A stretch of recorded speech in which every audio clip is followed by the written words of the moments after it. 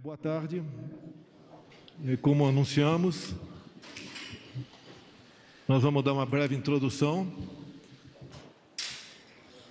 e depois ficamos abertos a algumas perguntas por parte da mídia. Por que estamos usando máscaras agora? Além do general Heleno, que teve contato com alguns daqui, também tivemos positivo agora o teste do ministro das Minas e Energia, o Almirante Bento. Então, obviamente, o cuidado nosso tem que ser redobrado. Um breve histórico. Isso começou por volta de outubro, novembro do ano passado, na China. Num primeiro momento, ninguém ficou preocupado com isso, nem no Brasil, nem no mundo. Mas quando adentramos janeiro, esse vírus começou a se propagar por vários locais do mundo. E o Brasil teve efetivamente uma notícia vultosa sobre o mesmo, quando poucas dezenas de brasileiros que estavam na China buscaram o governo brasileiro de modo que eles fossem resgatados. Essa missão foi muito cumprida por parte do governo, bem cumprida. Foram resgatados com sucesso, submetidos a quarentenas e devolvidos aos lares. A luz amarela do governo surgiu daquele momento. Todos os ministros foi determinado que começassem a se preocupar. O que fazer quando o vírus chegasse ao Brasil? E todos nós sabíamos que ele chegaria. Obviamente, é como conter uma expansão do mesmo de forma abrupta. Não tem vacina para o mesmo. Assim sendo, o que nós deveríamos começar a nos preparar, mesmo sem ter recurso, mesmo sem ter um apelo para que todos os poderes agissem numa mesma direção, começamos a nos preparar. Até que os primeiros casos começaram a aparecer no Brasil. Alguns achavam que a gente deveria suspender o carnaval. Tivemos um exemplo, esses dias, um governador quis impedir os brasileiros de irem à praia. Não só foi um fracasso, bem como aumentou o número de pessoas que foram à praia. Vários eventos aconteceram nos últimos dias, pré-dia 15 inclusive, onde grande concentração de pessoas, as mais altas autoridades do Brasil, se fizeram presentes, como no lançamento dessa nova TV, a CNN. Outros eventos ocorreram também. O dia 15, eu fui convencido, de forma bastante tranquila, a fazer o pronunciamento na quinta-feira que antecedeu esse dia. E o fiz. O povo, em grande parte, resolveu, por livre e espontânea vontade, comparecer às ruas. Essa concentração de pessoas em todo o Brasil foi abaixo de 1 milhão, ou próximo de 1 milhão. Isso equivale a menos de 20% das concentrações que existem diariamente, por exemplo, no município de São Paulo, por ocasião dos transportes coletivos.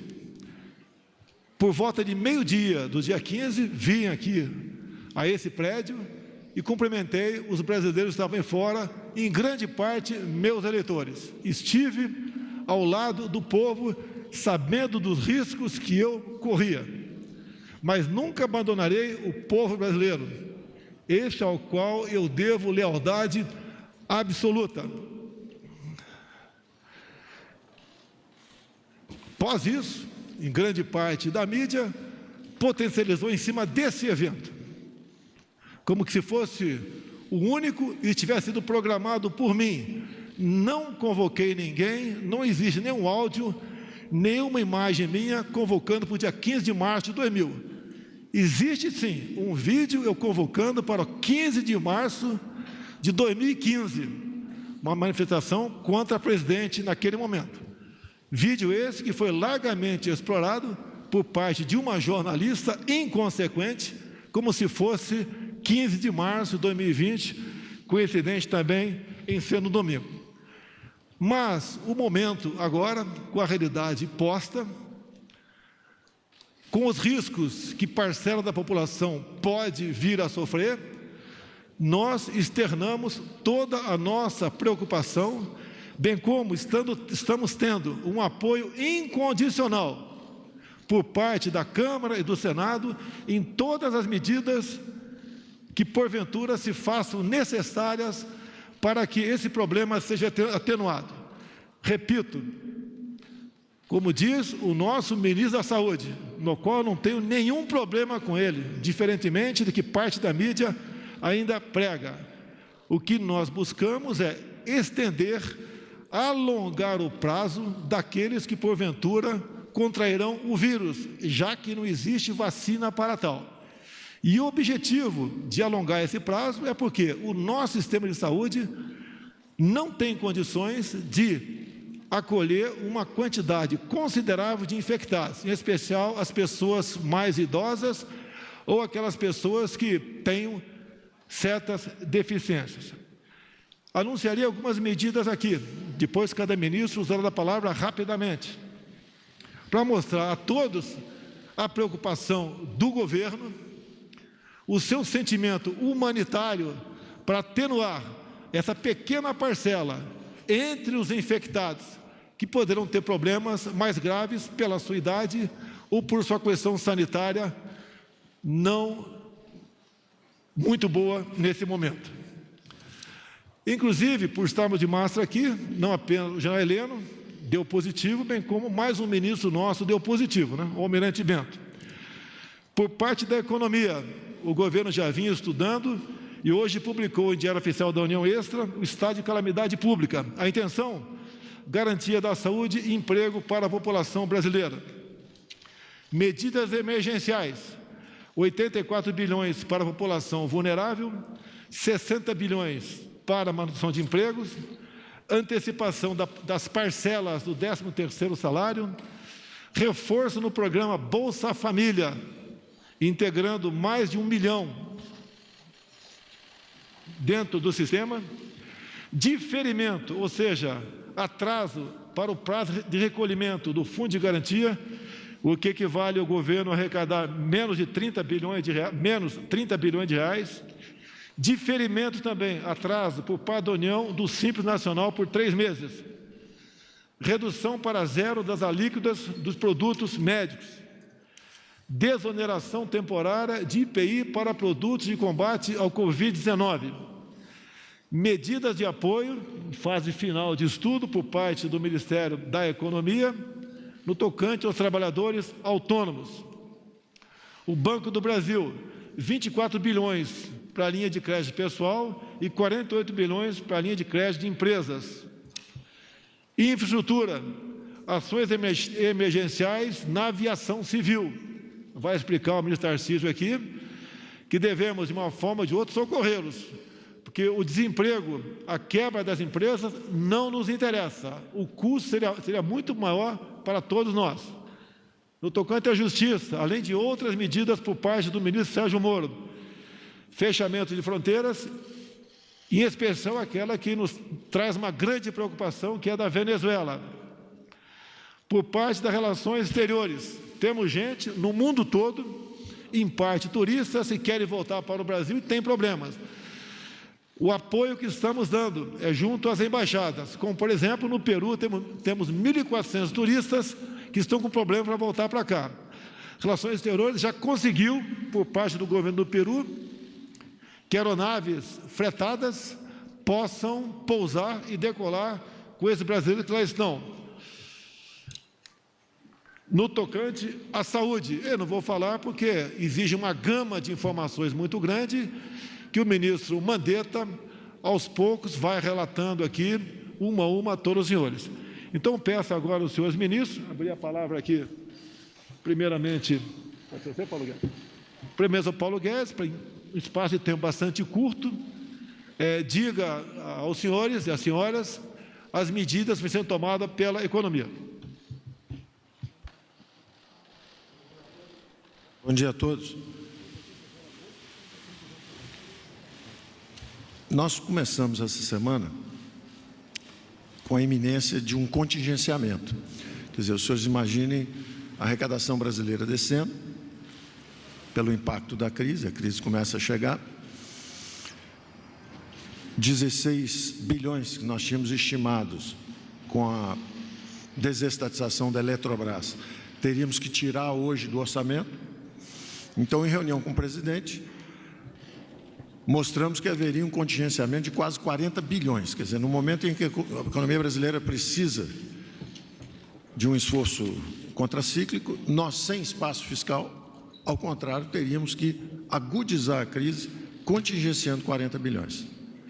No momento em que a saúde do brasileiro e a manutenção dos empregos exige gastos adicionais, nós teríamos que contingenciar 40 bilhões.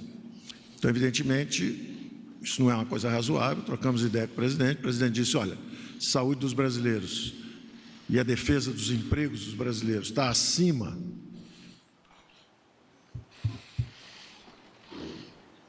de outros interesses, precisamos fazer isso, então qual seria a solução tecnicamente? E a solução técnica é o artigo 65 da Lei de Responsabilidade Fiscal. Recorrendo ao artigo 65 da Lei de Responsabilidade Fiscal, estão suspensas as metas de resultado primário desse ano. Então, você tem espaço para fazer o esforço contracíclico. Nós já vínhamos tomando medidas com recursos disponíveis. Por exemplo, o presidente, na sexta-feira passada, já tinha transformado o dinheiro da disputa política em dinheiro da saúde. 5 bilhões foram encaminhados para o ministro Mandetta. Nós conseguimos praticamente dobrar isso, com mais 4,5 bilhões do DPVAT. Então, o ministro Mandetta já tem praticamente 10 bilhões para começar a batalha contra o coronavírus.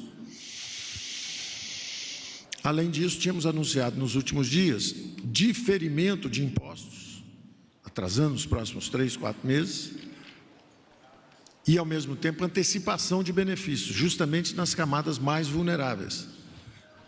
Então, antecipamos para abril 24 bilhões de antecipação de 13º dos benefícios de aposentadorias e pensionistas, né, e pensões, mais 24 em maio. Antecipamos também o abono salarial, vem todo em junho, mais 12 bilhões, e desenhamos, então, um programa de 153 bilhões entre diferimentos de impostos e antecipações de benefícios. Então, 150 bilhões para o combate inicial contra essa chegada da crise. No espaço monetário, a mesma coisa, em reuniões do Conselho Monetário Nacional, em reuniões com o Banco Central. O Banco Central flexibilizou, chegaram nessa segunda-feira passada 135 bilhões de recolhimento compulsório, que foram liberados, flexibilizadas as regras de alavancagem de bancos, garantindo em bancos públicos rolagem automática de dívidas sem multa. E ainda assim, com todo esse esforço, falta fôlego fiscal e nós teríamos que fazer um contingenciamento de 40 bilhões. Não seria razoável. Então, a saúde dos brasileiros e a defesa dos nossos empregos está acima de quaisquer outros interesses. A instrução do presidente foi essa.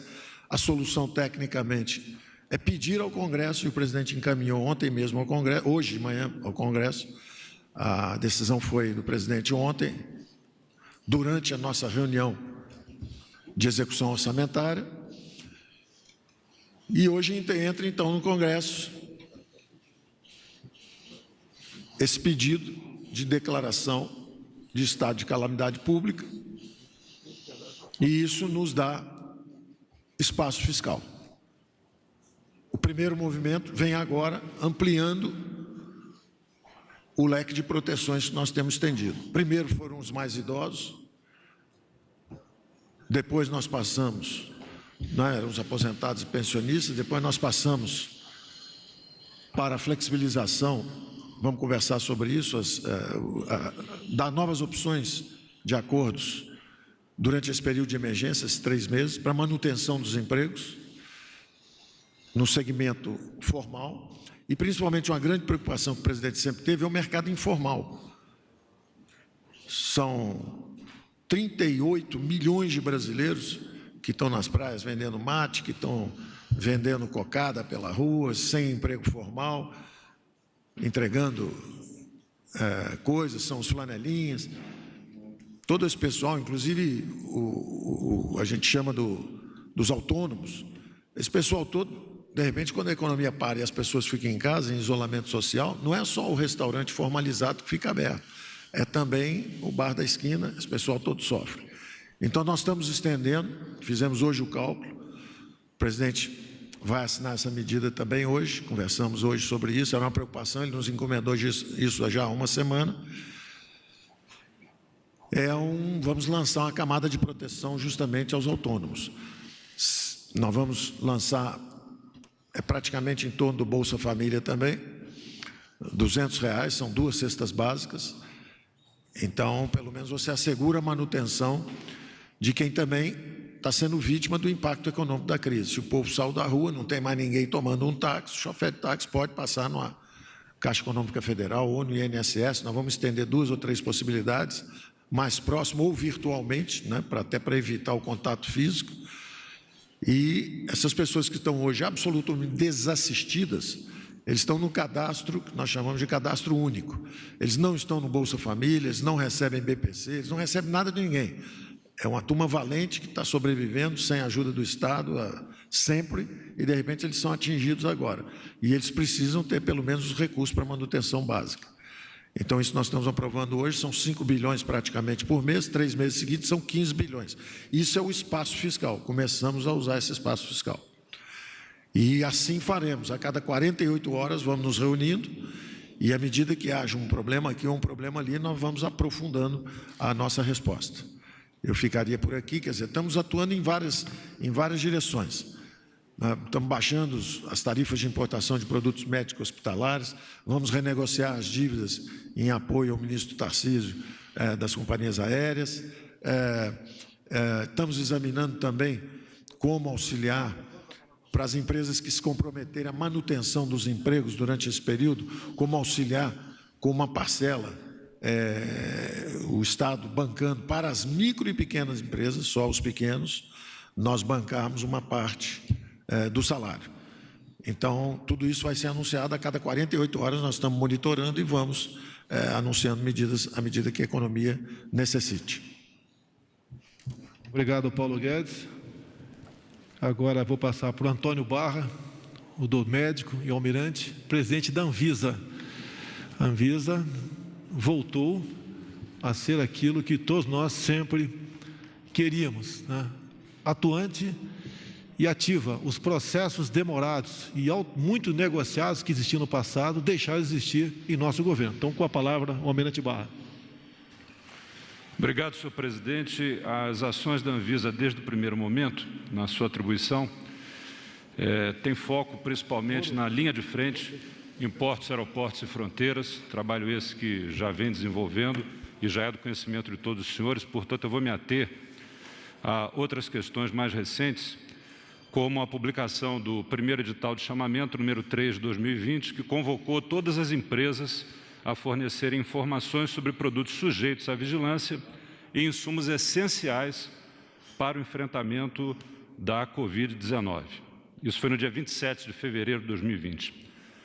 No dia 12 de março deste ano, a priorização da análise de todos os processos relacionados a produtos para diagnóstico, o que é fundamental, do Covid-19 e outros agentes causadores de infecções respiratórias. No dia 13 de março, publicamos a resolução de diretoria colegiada que simplifica e adota medidas alternativas para a certificação de boas práticas de fabricação de produtos e insumos de saúde.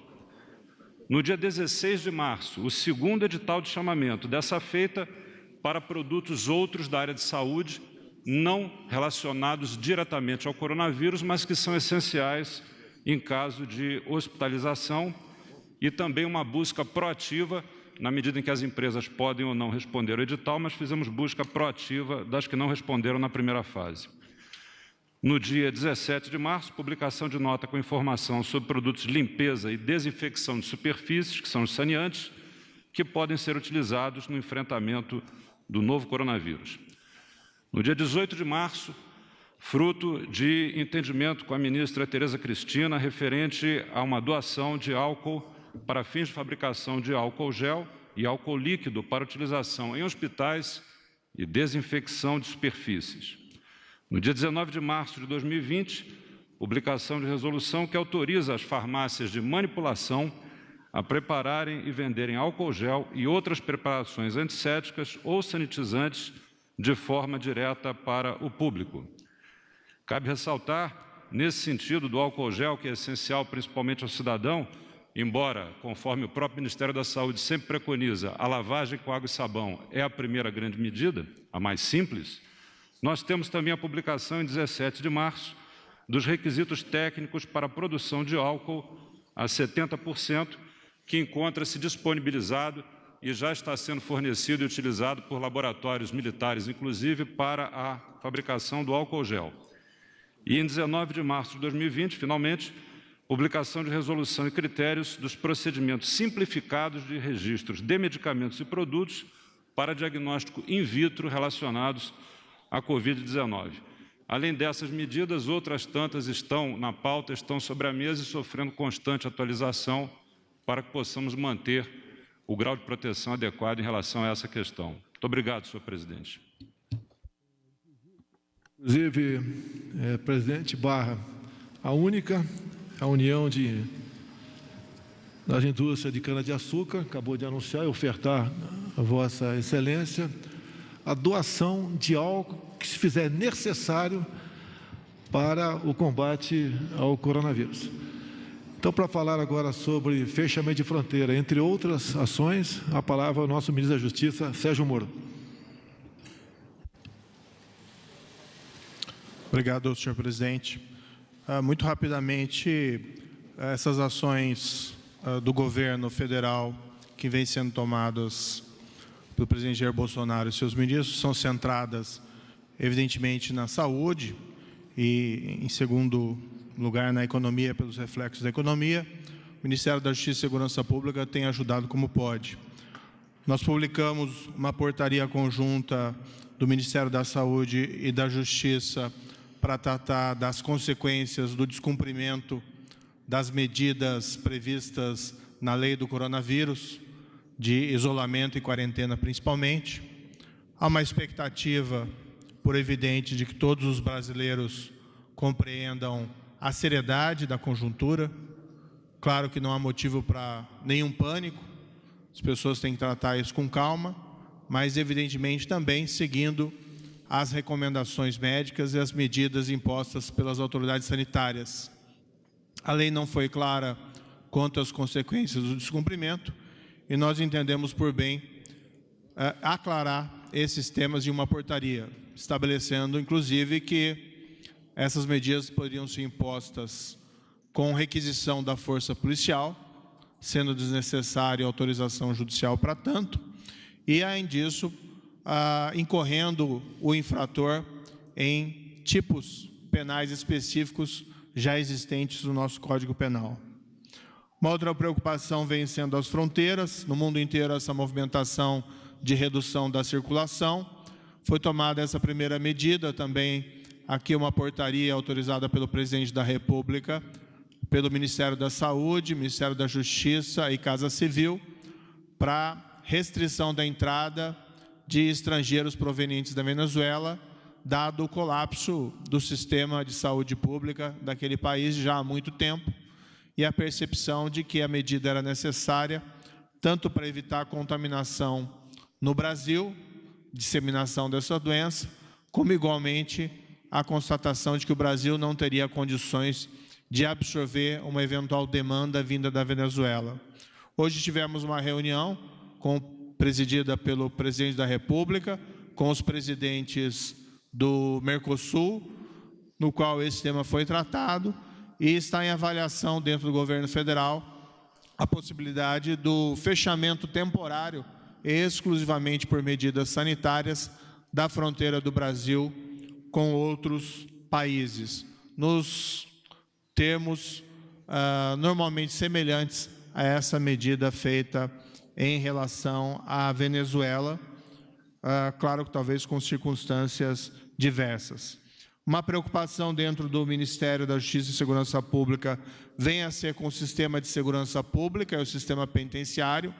A nossa avaliação é que a segurança pública não pode parar, já que os criminosos, infelizmente, também não reduzem as suas atividades por conta da epidemia. Então, é necessário garantir à população a continuidade dos serviços de segurança. No que se refere aos presos, as tratativas, as medidas tomadas, sejam no sistema penitenciário federal, sejam como recomendações ao sistema penitenciário estadual, já que existe a autonomia dos estados, é para restringir as visitas, total ou parcialmente, com o esclarecimento aos presos que se trata não de uma punição, mas sim uma medida destinada a protegê-los e igualmente aos seus familiares visitantes. Isso foi adotado por completo do sistema penitenciário federal e cada estado está restringindo parcialmente e alguns totalmente, a depender da situação específica do local.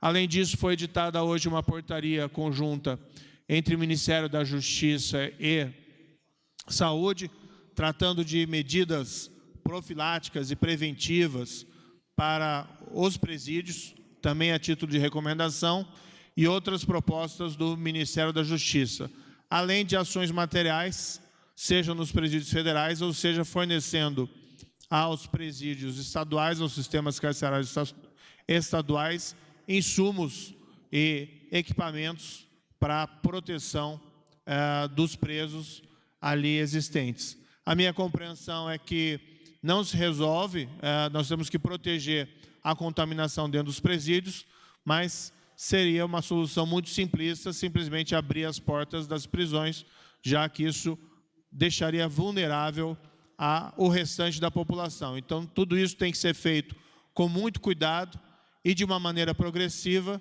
e os encarregados, para tanto, são principalmente a administração penitenciária federal e as administrações penitenciárias estaduais. Por último, também medidas relevantes na área da proteção do consumidor. Existe um abalo, evidentemente, dessa epidemia no mundo inteiro, mas aqui também no Brasil, no ponto de vista econômico. Medidas estão sendo tomadas, como foi dito aqui pelo ministro Paulo Guedes, para minorar essas questões. Nós temos uma preocupação em relação ao consumidor. O problema mais premente diz respeito ao abuso de preços. Têm sido tomadas medidas para que nós possamos receber essas comunicações o mais breve possível. E, em particular, na área de transporte, a grande preocupação tem sido com as remarcações das viagens. Há uma necessidade de proteção das aéreas, porque elas estão sofrendo um impacto econômico significativo, mas, por outro lado, não podemos descurar dos interesses dos consumidores. O que foi recomendado é que houvesse remarcação dessas passagens sem cobrança de penalidades aos consumidores, uma maneira de equilibrar os interesses de um lado e de outro. Então, são essas algumas das medidas que têm sido tomadas na Justiça e Segurança Pública, várias delas em conjunto com outras pastas, como aqui mencionado, e existe uma dinâmica própria. A todo momento estaremos tomando novas providências. Em todos os momentos em que a nação brasileira assim precisou, as Forças Armadas sempre estiveram presentes. Com a palavra, o ministro da Defesa, Fernando. Pode. Senhor presidente, senhoras e senhoras, isso é uma guerra. Isso que está acontecendo é uma guerra. Com o inimigo, ministro Mandetta, invisível, feroz, dedicado, que dura a nação. E quando tem uma guerra, o Brasil e os brasileiros podem contar com as Forças Armadas. Sempre contaram, repetindo as palavras do presidente agora aqui. todos os momentos delicados e importantes do Brasil, o brasileiro e a nossa população estiveram com as Forças Armadas ao lado. E isso será mais uma vez. Eu lembro que a primeira operação em relação ao coronavírus foi o resgate dos nossos brasileiros que estavam em Wuhan. E as Forças Armadas, junto com os outros ministérios, na Mandetta, estiveram presentes. As forças estiveram com sucesso. E nós vamos ajudar a ter mais um sucesso. Ontem eu expedi uma diretriz minha, ministerial de planejamento, acionei o Centro de Operações Conjuntos, no Ministério da Defesa, integrado pela Marinha, Exército e Força Aérea. Já estamos trabalhando nas possíveis ajudas, possíveis auxílios que as Forças Armadas podem e devem dar. Em relação a isso, as demandas através do Comitê de Crise ou do Ministério da Saúde, que centralizam essas ações em relação a isso. Nós temos várias possibilidades, particularmente na parte de logística, de condução de material, de regiões como a Amazônia, de difícil acesso, a gente tem meios para chegar lá, igual nós sempre fizemos, de esclarecimento à população. Nós fizemos isso nas operações da dengue, da zika. Enfim, ao mesmo tempo estamos tomando conta de 2 milhões, que é a família militar, os nossos hospitais. Temos hospitais móveis de campanha que podem auxiliar em alguma coisa. Enfim, o leque de possibilidades é muito grande e nós vamos ajudar. Então, senhor presidente, mais uma vez, os brasileiros podem contar com o apoio das Forças Armadas. O Ministério da Infraestrutura, em rápidas palavras, vai se pronunciar no sentido que pode nos atender na luta contra o vírus. Então, com a palavra, o nosso ministro Tarcísio de Freitas. Boa tarde a todos. Nós temos alguns focos no Ministério da Infraestrutura, e o primeiro deles é a continuidade da prestação de serviço. Temos o foco na preservação da saúde do trabalhador de transporte e o foco na defesa do consumidor. Isso é importante ser dito porque neste momento de crise existe muito voluntarismo, né? Isso é muito novo para todo mundo e algumas medidas são tomadas ou são anunciadas ou são pensadas do tipo, olha, vamos fechar determinado equipamento, vamos fechar determinado aeroporto, porque ele é um vetor de chegada de pessoas infectadas, a gente tem que proporcionar o isolamento.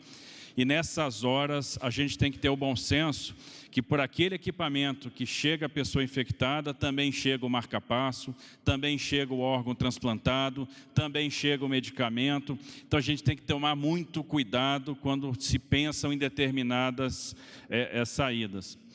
A logística, dentro desse esforço que já foi colocado aqui pelos outros ministros, em particular agora pelo general Fernando, né? É um esforço de guerra, a logística vai ser fundamental para a gente ganhar aí esse combate. Estamos trabalhando aí todos os setores, e um primeiro deles é aquele que é impactado mais rapidamente ao setor de aviação. Observe que caiu absurdamente a quantidade foi uma queda muito rápida, muito abrupta da quantidade de demanda, tanto no internacional quanto no doméstico. As empresas têm custo em dólares, elas têm dificuldade de caixa, e algumas medidas estão sendo tomadas para preservar o caixa dessas empresas. Sempre pensando o seguinte, o foco é o consumidor, porque o que a gente não quer é ter quebra de empresas e ter descontinuidade na prestação de serviço, porque depois que a crise passar, aí a gente vai ter a dificuldade, o problema de oferta, e isso vai trazer impacto em tarifa. Ao mesmo tempo, preservar aquelas regiões que são hoje assistidas, mesmo por empresas pequenas, e que eventualmente podem ficar sem assistência. Para isso, está sendo anunciado hoje ainda, provavelmente, o diferimento no reembolso de passagens, ou seja, vamos dar um prazo maior para o reembolso em dinheiro, isso é uma medida importante em termos de fluxo de caixa, e vamos estabelecer, junto com a Secretaria Nacional do Direito do Consumidor e o Ministério Público Federal, regras né, pelas quais se darão esse reembolso ou a troca de trechos de passagem, de maneira que o consumidor não seja prejudicado. O diferimento de tarifas aeronáuticas, que tem um peso grande em termos de fluxo de caixa, e o diferenciamento de outorgas aeroportuárias. Então, isso para manter o sistema aeroportuário, o sistema aéreo funcionando e as localidades atendidas. Estamos trabalhando também com foco em outras áreas, várias medidas devem ser anunciadas em breve, estão em análise hoje pelo governo federal, como as medidas de proteção e saúde dentro dos portos, né, visando aí atender o trabalhador portuário, né, e manter os portos em funcionamento, que serão equipamentos importantes também nesse momento de crise. Né, estamos pensando na regulamentação do artigo 43 da Lei 12.815, que vai tratar da renda mínima do trabalhador portuário, medidas que vão beneficiar o trabalhador do transporte rodoviário, foco no caminhoneiro autônomo, naquele que não tem a proteção social e que, eventualmente, se tiver um problema, né, tiver doente, não vai ter como trabalhar e levar o seu sustento para dentro de casa. E cumprindo uma diretriz do presidente, naquilo que diz respeito, o Ministério hoje está muito digitalizado em termos de prestação de serviço, mas a gente vai evitar todos os atendimentos em balcão e isso deve proporcionar, por exemplo, que a gente faça extensão de prazos de CNH, de passe livre, de maneira que as pessoas, nesse período de crise, não tenham que comparecer em postos para fazer extensão de carteira, etc. Então, todas as medidas estão sendo tomadas para beneficiar a população, pensando sempre na continuidade da prestação de serviços, na saúde do trabalhador do transporte e no direito do consumidor. Todos os ministérios são importantes, em especial pelo critério como foram escolhidos seus ministros. E o MDR, Desenvolvimento Regional, por ter seu envolvimento em grande parte na região Nordeste, eu passo a palavra ao nosso ministro Rogério Marinho. Obrigado, presidente. Apenas 3 pontos aqui de forma muito rápida. Primeiro, nós estamos colocando à disposição, por orientação do presidente, da nossa estrutura de SMS e TV digital da Defesa Civil. São 26 milhões de usuários cadastrados em todo o Brasil, que serão municiados com informações do Ministério da Saúde em relação ao tema em questão, inclusive com orientações profiláticas que vão permitir que a população possa ser parametrizada em relação às principais ações que devem ser exercidas pela população para evitar a propagação da doença, onde existem postos de atendimento, se haverá alguma emergência, enfim, a Defesa Civil estará mobilizada junto com o Ministério da Saúde para informar a população.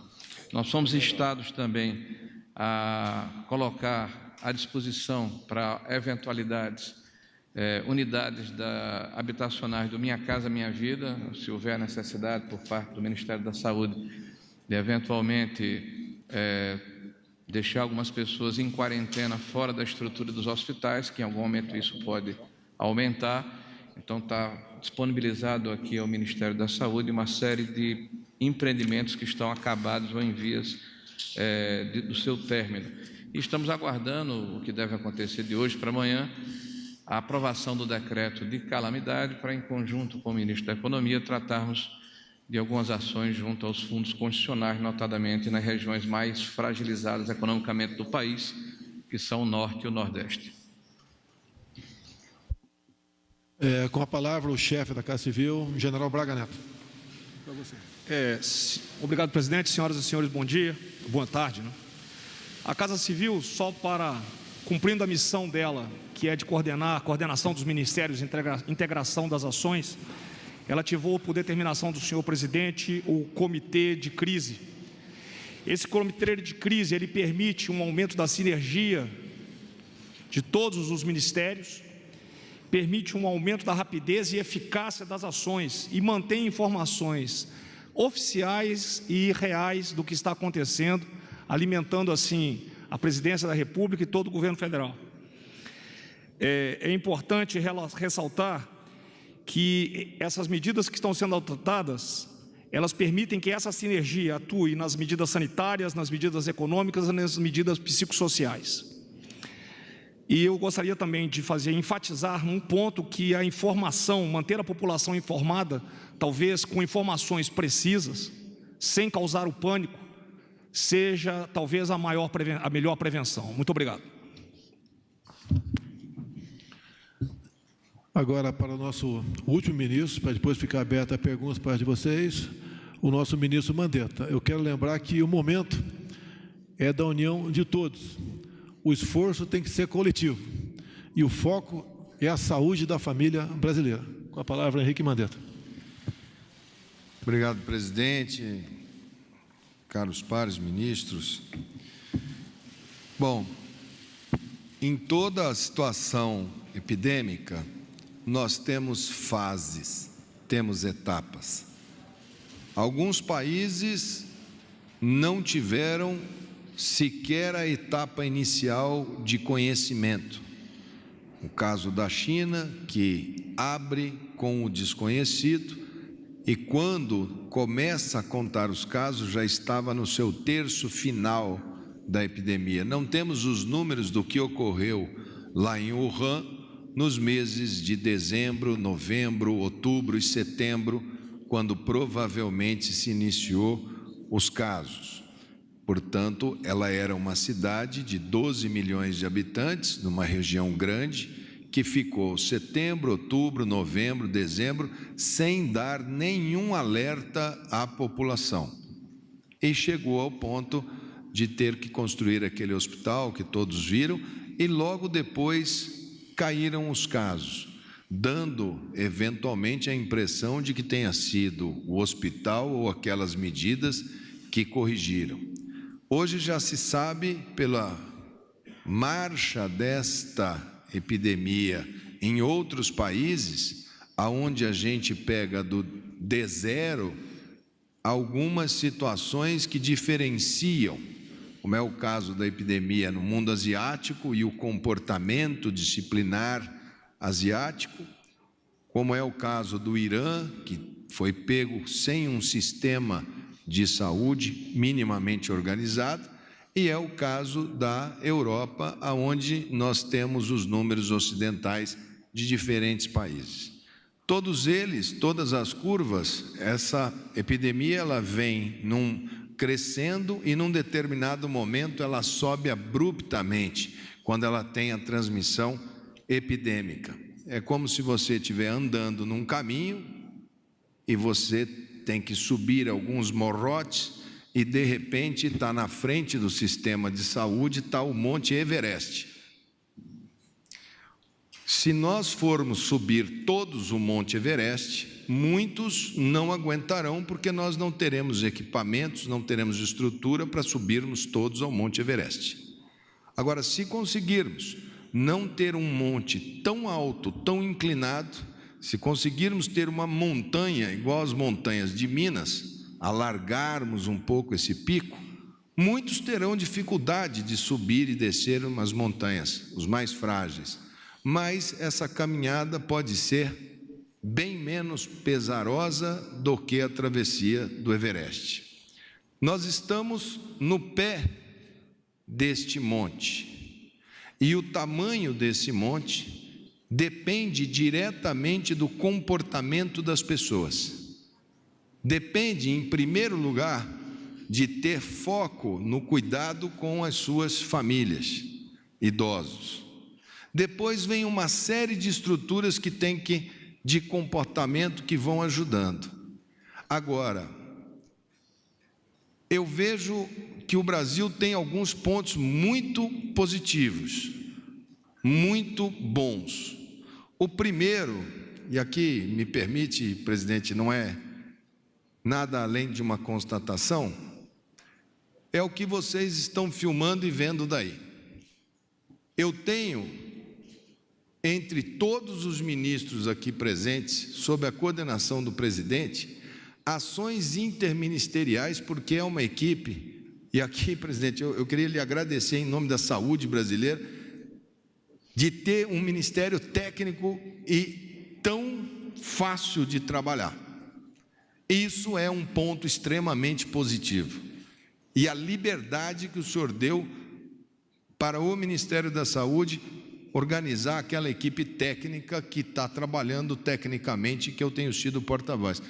Todos da saúde pública brasileira entendem que pela primeira vez todas as áreas do Ministério estão com pessoas que são especializadas, são o que nós poderíamos ter de melhor para o momento.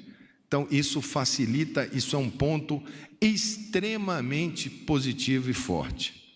O segundo é que algumas ações da natureza do nosso sistema, o SUS está presente em todos os municípios brasileiros. Eu não tenho uma cidadezinha brasileira, não tem uma comunidade quilombola ou indígena que não tenha o SUS. Nós podemos ter dificuldade? Podemos, mas o sistema de saúde vai estar ao lado dos 215 milhões de brasileiros. O presidente me colocou no começo, as primeiras vezes que eu trouxe, presidente, qual é a conduta? Abra todos os números, transparência total, vai mantendo informado tanto a sociedade quanto ao governo. Todos os passos foram dados nesse sentido.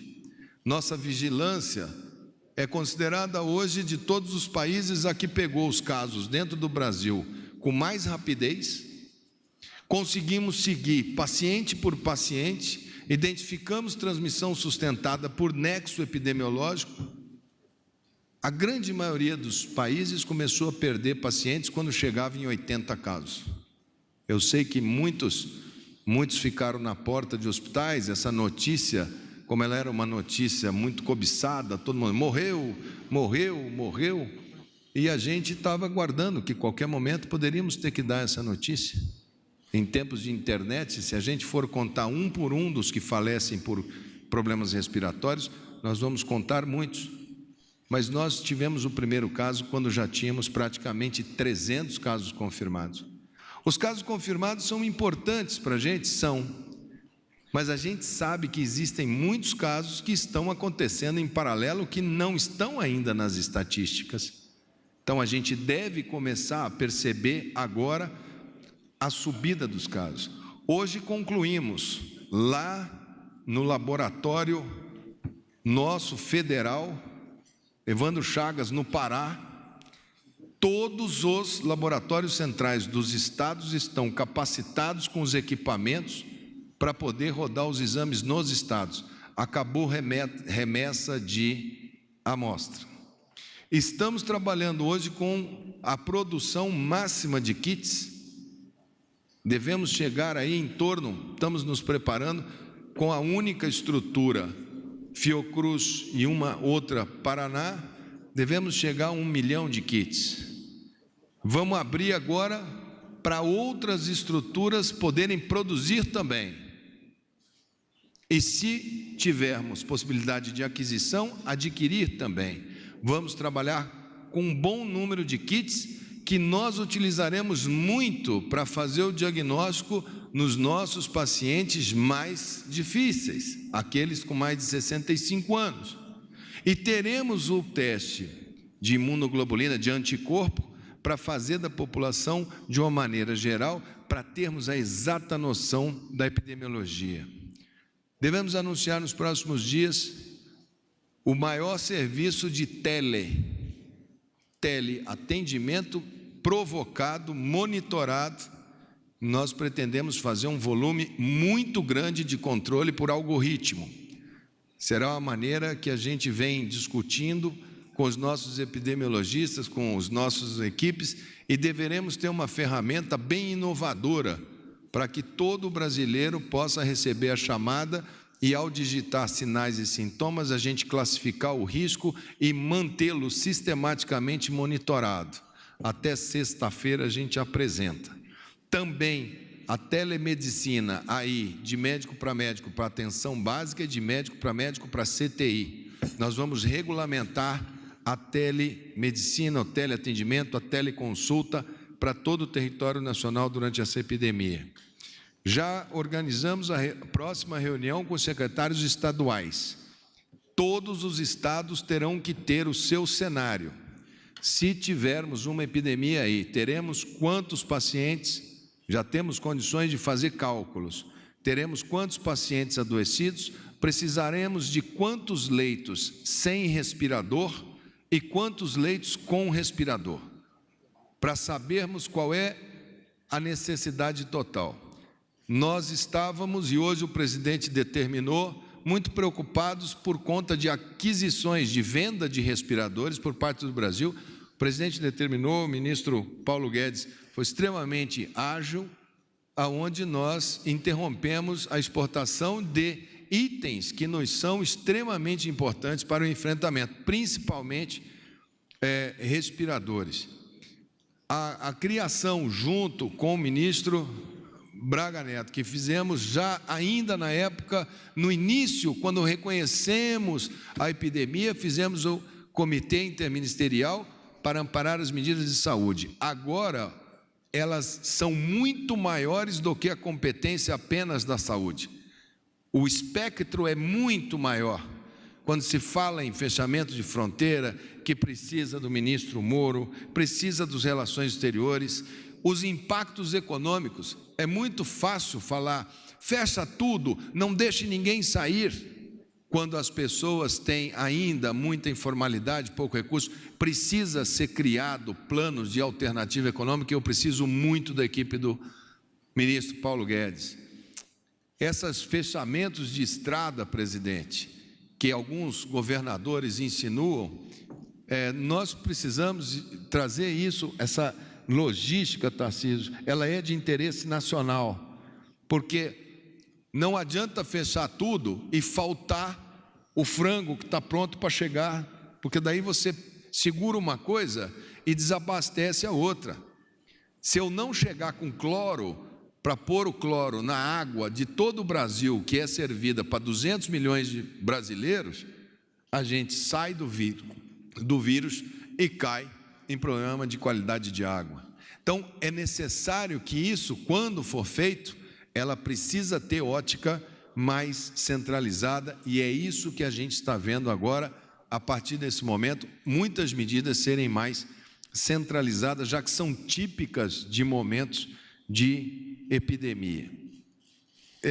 Também a questão hoje com o ministro Wagner do Rosário, também por determinação do presidente, é muito difícil fazer compra de materiais no mercado extremamente agressivo que a gente está vivendo, nas formalidades e rigores da Lei 8666.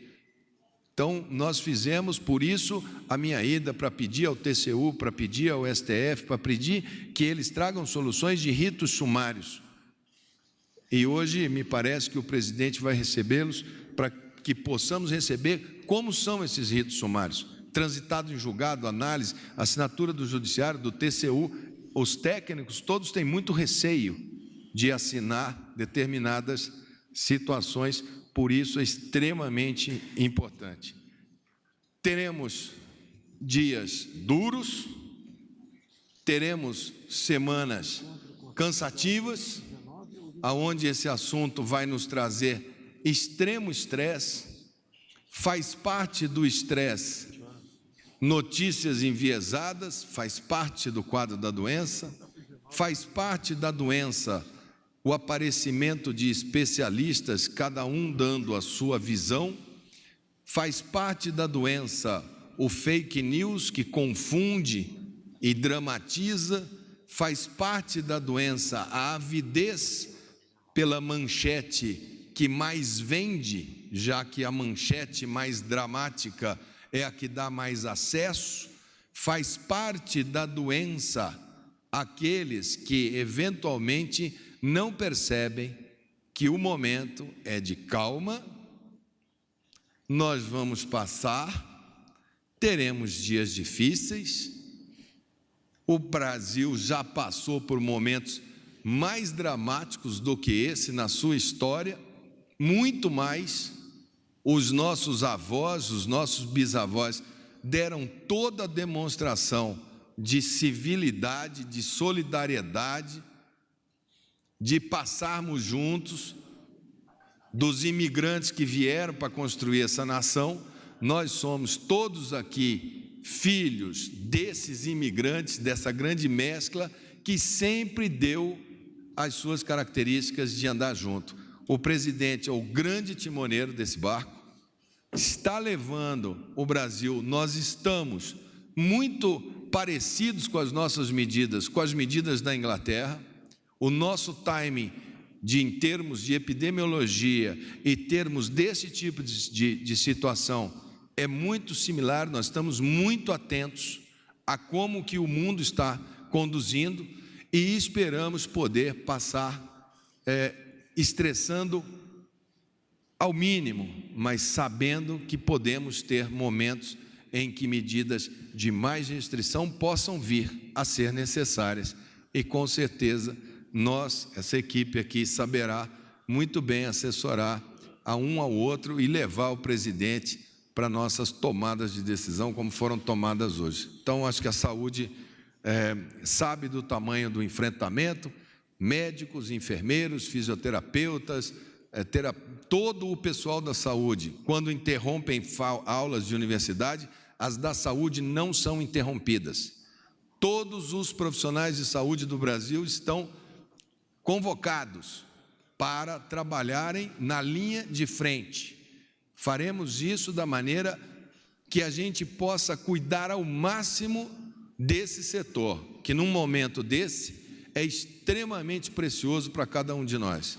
Então, presidente, essas são as medidas, e como eles já vêm fazendo a narrativa, eu não vou colocar aqui todos os repasses que foram feitos, repasse para os estados, o Saúde na hora, que foi mais 1 bilhão essa semana de crédito para eles instalarem os postos abertos até as 10 horas da noite, é um programa do governo federal, postos da unidade básica até as 22 horas, nós abrimos para praticamente todas as cidades do Brasil para habilitarem, já habilitamos todos os leitos de CTI que foram pedidos, rito sumário para abertura de hospitais, rito sumário para abertura de leitos, publicação dessas portarias, o governador abre o leito e informa, a gente reconhece que o leito e faz a verificação a posteriori para dar velocidade. Não temos nenhum leito lá aguardando publicação, assim como o SAMU, que no ano passado eu trouxe para o presidente e falei, presidente, nós temos todo ano que renovar 20% da frota do SAMU. Cada 5 anos ela tem que renovar, senão a ambulância começa a ficar velha e caindo. Não fizeram renovação em 2018.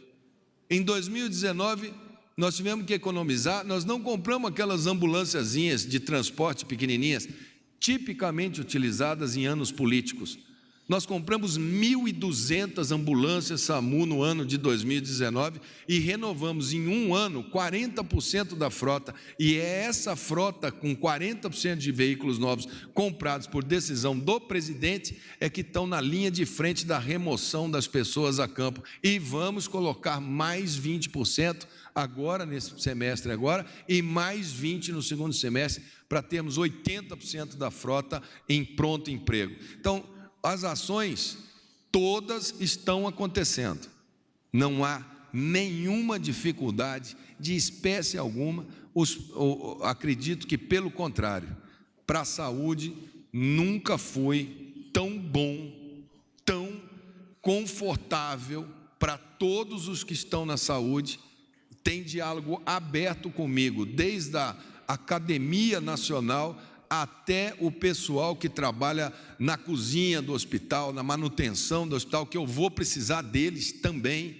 pessoal da estiva, pessoal que está ali na frente carregando o piano, não é só médico, é uma equipe enorme. Então, presidente, eu só gostaria que o senhor mandasse também para eles uma mensagem, porque eles curtem a sua live, porque eu tenho certeza que eles são extremamente ligados na sua fala. Então, quando o senhor, a próxima vez que o senhor for na live, mandar uma mensagem para esse pessoal, que esse pessoal vai ser o soldado que vai para frente desse campo de batalha desenhado aqui pelo nosso querido ministro General Fernando. Acho que é isso, as principais notícias de hoje são essas. Eu quero mais uma vez agradecer aos presidentes da Câmara dos Deputados, Rodrigo Maia, do Senado, Davi Alcolumbre, do Supremo Tribunal Federal, Dias Toffoli, da PGR, o senhor Aras, do TCU, José Múcio, e do STJ. Senhor Noronha, pelo apoio, pela presteza, pela consideração, em juntos buscarmos solução para esse problema que passa a ser um problema de todos nós. A saúde da família brasileira e o emprego de nossos homens e mulheres. Queria passar a coordenação agora da SECOM para as perguntas por parte dos senhores profissionais da imprensa. Serão, então, 8 perguntas. Cada jornalista inscrito poderá fazer apenas uma pergunta, conforme as regras divulgadas à imprensa. A primeira pergunta da jornalista Simone Iglesias, Bloomberg. Boa tarde, presidente. Boa tarde, ministros. São 8.000 casos de morte hoje no mundo, 2 no Brasil por conta do coronavírus. O senhor vem dizendo sistematicamente que há uma histeria e também falou que se superdimensiona a crise. Eu queria saber se o senhor minimizou isso inicialmente ou se realmente há uma preocupação geral mundial aí com o vírus e com o que está acontecendo. Obrigada. Esse sentimento de histeria passou a acontecer depois do dia 15 de março. A minha obrigação como chefe de Estado é se antecipar a problemas, levar a verdade à população brasileira, mas que essa verdade não ultrapasse o limite do pânico. Como disse o ministro da Saúde agora há pouco, nós passaremos por isso. Já tivemos problemas mais graves no passado, que não teve essa comoção toda ou repercussão toda por parte da mídia brasileira. O momento agora é de união de todos, é de reflexão e buscar soluções. A verdade está aí. É uma questão grave, mas não podemos entrar no campo da histeria. Então, esse sempre foi o meu pensamento, esse sempre foi o meu papel como chefe de Estado. Levar paz, tranquilidade a todos, sem deixar de se preocupar, obviamente, com as consequências do que estava se aproximando. Tudo o que fiz foi para levar tranquilidade ao povo brasileiro enquanto nos preparávamos para o que viria a acontecer. E repito, é grave, é preocupante, mas não chega ao campo da histeria ou de uma comoção nacional. E é dessa forma que nós encararemos essa questão. Próxima pergunta, jornalista Leandro Magalhães, da CNN Brasil.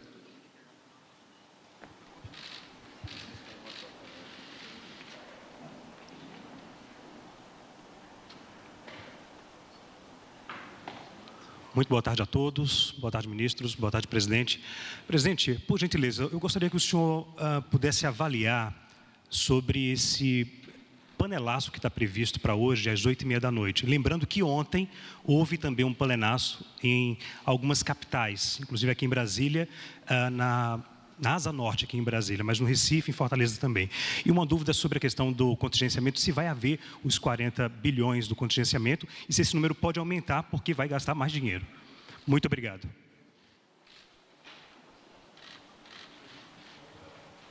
Também vou deixar para o ministro Paulo Guedes responder. No tocante ao panelaço, parece que é um movimento espontâneo por parte da população.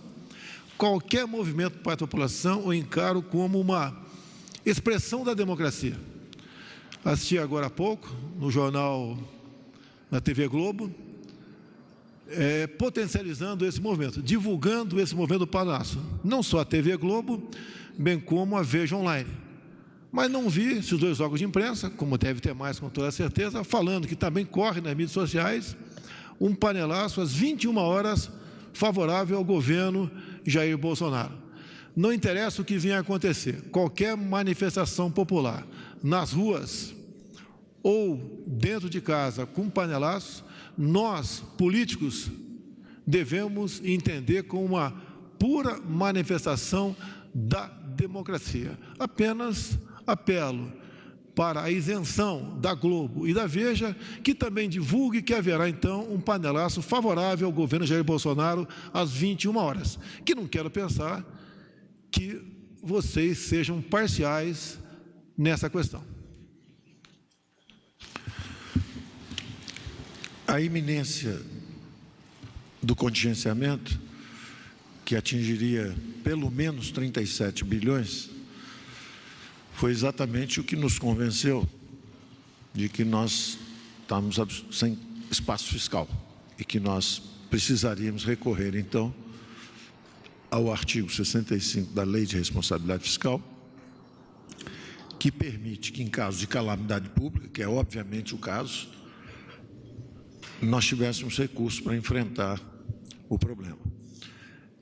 Então, a calamidade pública foi, na verdade, a resposta, melhor resposta técnica para evitar o contingenciamento, que seria dramático. Você imagina agora o Mandetta, como disse, estamos interferindo nas fronteiras, Receita Federal, Anvisa, todo mundo segurando para impedir a exportação de produtos médicos hospitalares nossos, ao mesmo tempo precisando de recursos nos hospitais, hospitais universitários, hospitais privados, hospitais públicos, quer dizer, estamos precisando dar recursos para a sobrevivência de pessoas autônomas que também são atingidas por esse isolamento social, quando todo mundo fica em casa. É essa dificuldade, né? Se ficar todo mundo em casa, não se difunde, mas você trava a economia toda. Você, como disse o Mandetta, você diminui o ritmo de contágio, mas vai ter gente que vai ter problema de conseguir comida do outro lado. Você desorganiza a produção, a logística, a distribuição. E no outro extremo, fica todo mundo na rua, você aumenta muito a velocidade de contágio. Então, isso aí é um equilíbrio difícil, depende da reação dos agentes, da informação, ele está distribuindo a melhor informação possível, e nós vamos reagindo a isso. A posição da economia é um pouco reflexa, né? Ela vai se preparando, e à medida que as coisas vão chegando, nós vamos reagindo. Então, nós primeiro soltamos recursos para os mais vulneráveis, os idosos, depois passamos exatamente para o fluxo de caixa das empresas para proteger os empregos, as condições de liquidez na economia para manter o crédito, manter as empresas funcionando, o diferimento dos impostos. Então, tudo isso, na verdade, é não ceder ao contingenciamento. Então, a ideia é o seguinte, não, respondendo a sua pergunta, não contingenciaremos, ao contrário, suspendemos a meta de resultado primário. Próxima pergunta, TV Record. Algum representante presente? Então, passamos para a próxima pergunta. Jussara Soares, Jornal Estado de São Paulo. Jussara. Esse é uma chata de gaúcho. Nervosinho. Boa tarde, presidente. Boa tarde, ministros. Presidente, hoje 2 ministros testaram positivo para o coronavírus. Queria saber se, a partir desses resultados, o senhor considera que agiu errado ao ir domingo ao encontro dos manifestantes, uma vez que o senhor também não tinha esses resultados, esse segundo resultado. Obrigada. Quando eu fui domingo, aqui, na rampa desse prédio, não fui à rua, eu não estava infectado, muito pelo contrário, já tinha um parecer dando como negativo. Outra coisa, senhora Jussara, eu vejo muitas vezes jornalistas na frente de batalha, como já vi na guerra do Iraque, entre outros momentos. Isso é arriscado, mas é o papel de vocês. Eu, como chefe do executivo, o líder maior da nação brasileira, tenho que estar na frente, junto com o meu povo. Não se surpreenda se você me ver nos próximos dias entrando no metrô lotado em São Paulo, entrando numa barcaça na travessia Rio-Niterói em horário de pico, ou dentro de um ônibus em Belo Horizonte.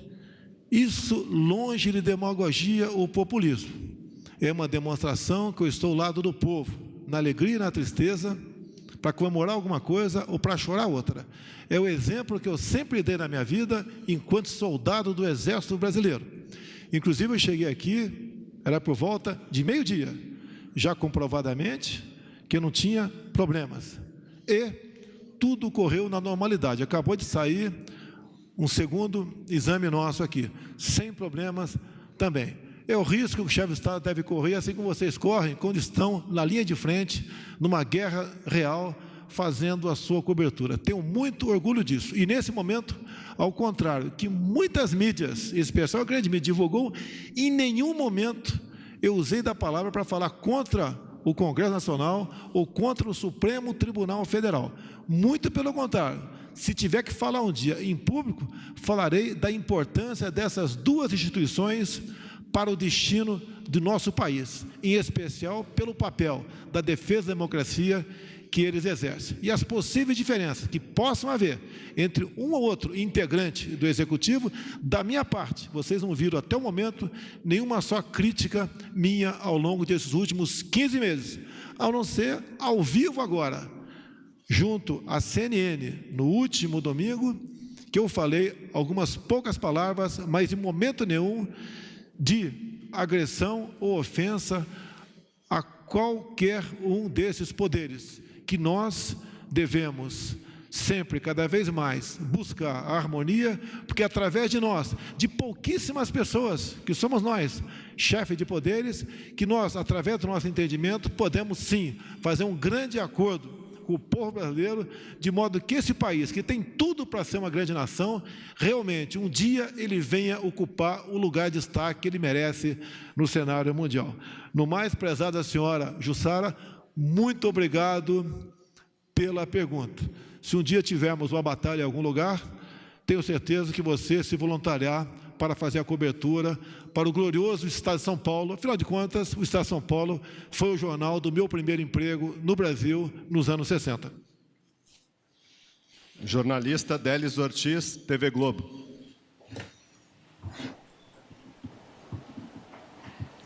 Boa tarde, presidente. Eu queria saber, me desculpa se vou incomodá-lo com a pergunta, o senhor não se arrepende da mensagem tão errada que o senhor deu ao povo, à medida em que, apesar de ter anunciado, sugerido que não fossem à manifestação para rever esse movimento e dar prioridade ao cuidado com a saúde, e também, não só isso, o senhor repetiu agora, o senhor prestigiou o movimento, foi ao encontro dos manifestantes, se expôs, e isso tudo muito diferente do que as autoridades sanitárias no mundo todo, os presidentes de outros países no mundo todo, estão pedindo para fazer exatamente o oposto. Nesse momento, por exemplo, a gente vê todo mundo com máscara. Eu queria entender por que essa imagem agora, que posso estar enganada, mas me parece que difere das orientações que o Ministério da Saúde tem dado. Me perdoa a pergunta, mas é a dúvida que temos.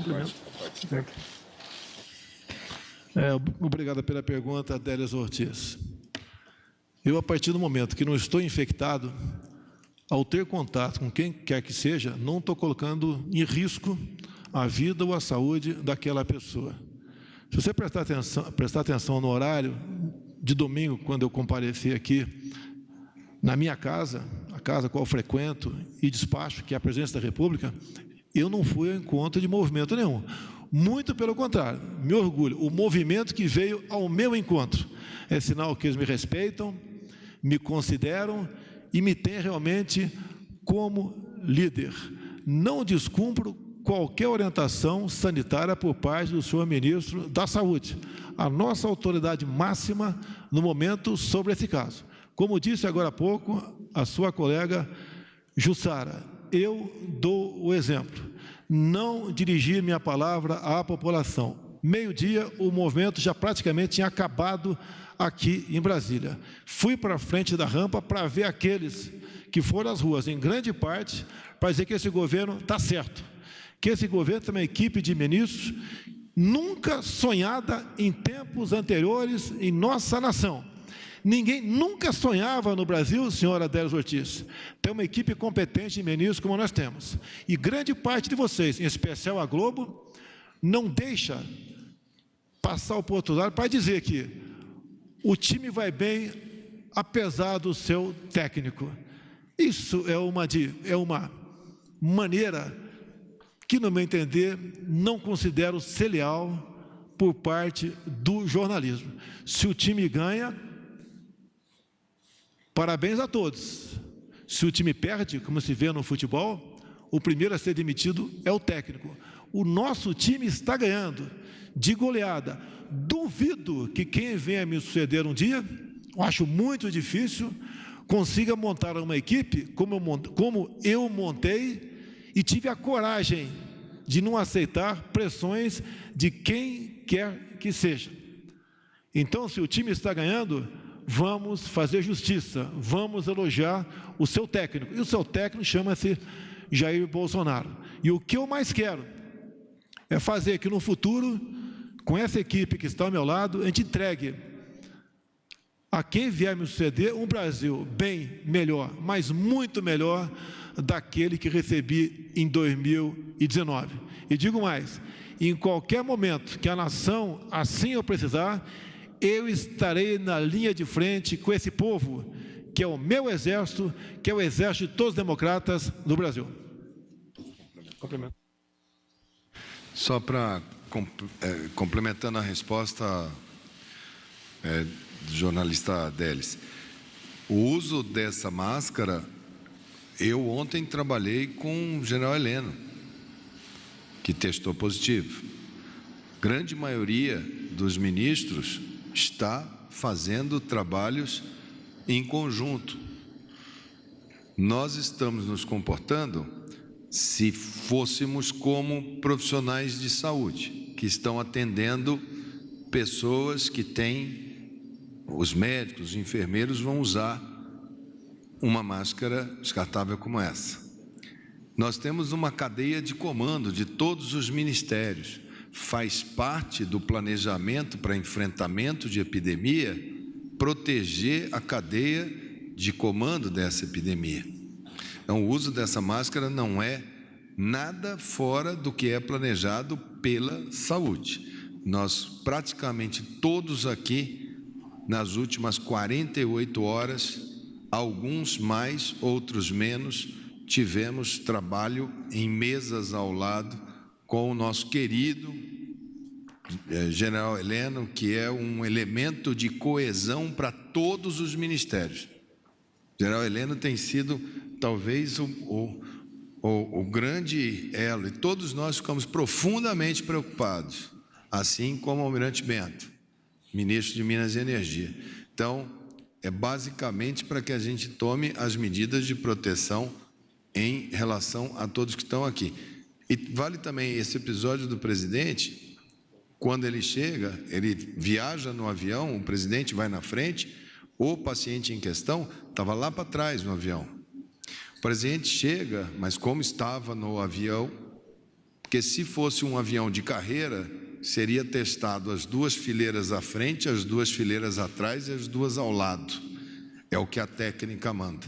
Mas como era o presidente, como era aquilo dali, nós resolvemos fazer um protocolo de testagem, exatamente para poder. Então, além dele não estar naquele momento em relação direta com a fileira do paciente que deu positivo, ele testou negativo, ele estava monitorado, caso ele apresentasse, como que a gente diria se fosse um cidadão comum? Caso você tenha sinais e sintomas, você procure uma unidade de saúde.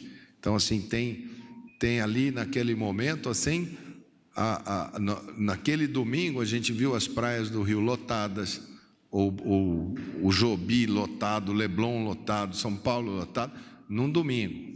Então, não foi uma coisa, o que eu quis dizer? Todo mundo começa a enxergar coletivamente, e é típico de epidemias que as coisas se deem assim.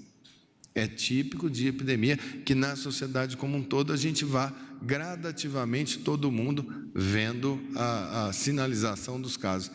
É muito assimétrico, nós temos hoje Rio de Janeiro e São Paulo num patamar, nós temos outros estados com 10 dias a menos que eles, alguns estados com 20 dias a menos que ele.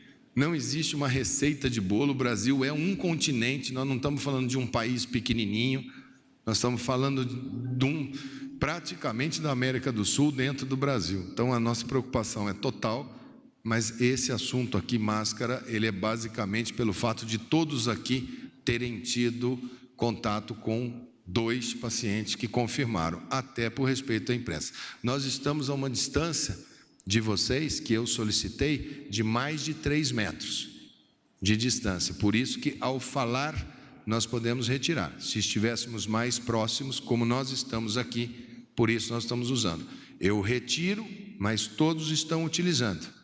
Quando eu acabar de falar, eu coloco a minha máscara, para facilitar. É por isso que nós estamos assim, não tem nada aqui feito ao acaso e nem para causar nenhuma figura, é realmente extremamente técnico o que a gente está fazendo.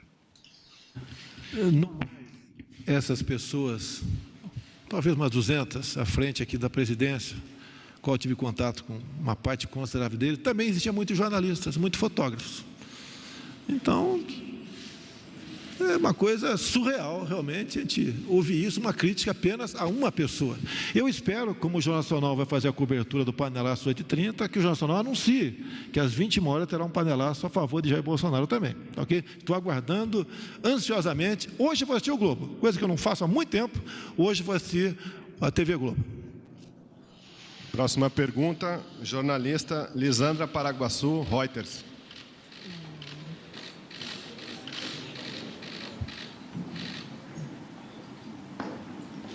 Boa tarde, presidente. Boa tarde, ministros.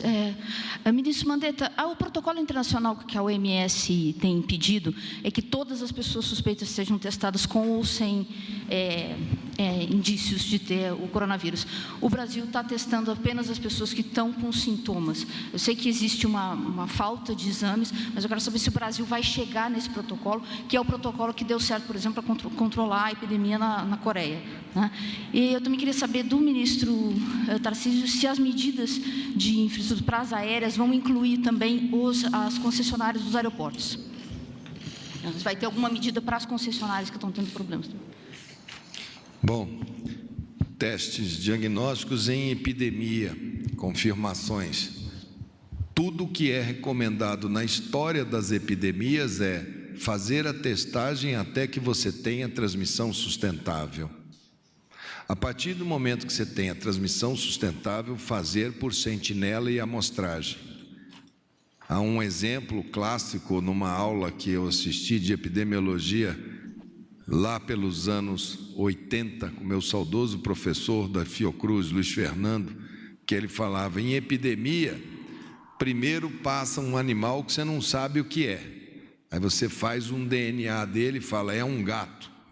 Depois passa outro. Você faz de novo o DNA e fala, é um gato. Depois que passam 10 gatos, você olha e fala, tem rabo de gato, cor de gato, bigode de gato, olho de gato, orelha de gato. Eu posso dizer que isso é um gato. Eu não preciso fazer um DNA para dizer que isso é um gato. Por isso, a Inglaterra, o mundo inteiro trabalha dessa maneira. A Organização Mundial da Saúde, no senhor presidente da organização Tedros, ele coloca todo o planeta deve fazer o teste de 100% das pessoas. Primeiro que isso, do ponto de vista sanitário, é um grande desperdício de recursos preciosos para as nações. Segundo que há maneiras de se fazer percepção de quadro clínico, isolamento domiciliar, isolamento de famílias. Nós vamos trabalhar de uma maneira proativa, nós vamos trabalhar antecipando quais são aqueles que a gente precisa testar. Nós vamos trabalhar com imunoglobulina no 7º dia para os pacientes leves. Nós teremos os números da nossa epidemia e nós poderemos dizer no final quais foram as diferenças. Uma coisa é você ter um país como a Coreia, que tem 4 milhões de habitantes concentrados num país que eu não posso dizer de dimensões aqui, mas talvez não seja muito maior do que Sergipe, ou Alagoas, ou Bahia. Totalmente diferente de um continente sul-americano como é o Brasil. Nós vamos lutar discutindo com os nossos especialistas, conhecedores da nossa gente, com a melhor técnica que a gente possa fazer, para ter o melhor controle epidemiológico. Agora, nós temos também as nossas críticas a esse tipo de atitude que foi tomada pela Organização Mundial de Saúde, aonde um mercado que não tem kit, não existe, e ele sabe que não tem. Os Estados Unidos da América estão sem kit. Não é uma situação para se pensar melhor. Eu tenho recebido ligações dos países de língua portuguesa da África, que não tem nem o primeiro kit. Onde é que foi?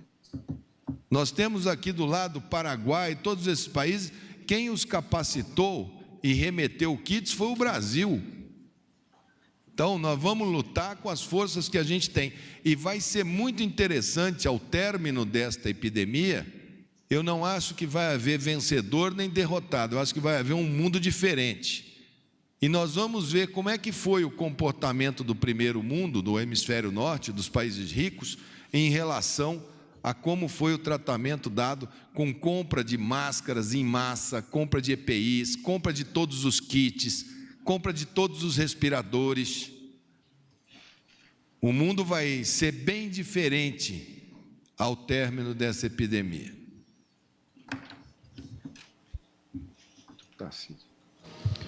Bom, eu agradeço a pergunta. Na verdade, o que a gente está propondo são medidas de apoio ao setor aéreo. Como eu falei, um dos focos nossos é a continuidade da prestação de serviço e também a gente está olhando o consumidor. E aí nós estamos olhando o setor como um todo, então não só as empresas aéreas. E quando a gente fala em setor aéreo, os diferimentos que vão ser dados valem para as 3 grandes, mas valem para as pequenas também, valem para aquelas empresas de aviação regional, então abrange o setor como um todo. Como cai a demanda, cai a quantidade de voos, cai a quantidade de movimentos, menos pessoas frequentam os aeroportos e as obrigações financeiras das concessionárias são as mesmas, nós estamos dando o diferimento das outorgas aeroportuárias. Então, ao invés da outorga ser paga agora no meio do ano, por exemplo, ela vai ser paga no final do ano. Então, o setor abrange aeroportos e abrange também as companhias, as medidas abrange aeroportos e as companhias aéreas. Próxima pergunta, jornalista Fábio Murakawa, Jornal Valor Econômico.